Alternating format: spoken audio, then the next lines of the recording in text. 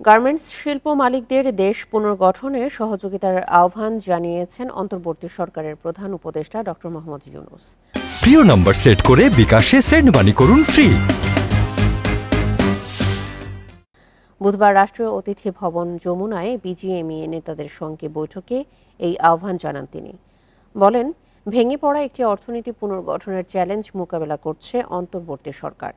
দেশের প্রায় সব প্রতিষ্ঠানের কাঠামো ভেঙে পড়েছে জানিয়ে ডক্টর ইউনূস বলেন, বিগত সরকার দেশকে অর্থনৈতিক সংকটের মধ্যে রেখে গেছে, তবে সবার সহযোগিতায় আবারও স্বাভাবিক অবস্থায় নিয়ে আসা হবে বলেও জানান তিনি। ইউনূস বলেন, দেশ যেন অস্তিত্ব সংকটে না পড়ে সে বিষয়ে সকলকে এগিয়ে আসতে হবে। এ সময় বিজিএমইএ নেতাদের ব্যবসা ও রাজনীতিকে একসাথে গুলিয়ে না ফেলারও অনুরোধ জানান তিনি। বলেন, সুশাসনের জন্য এই সরকার সব ক্ষেত্রে জবাবদিহিতা নিশ্চিত করবে।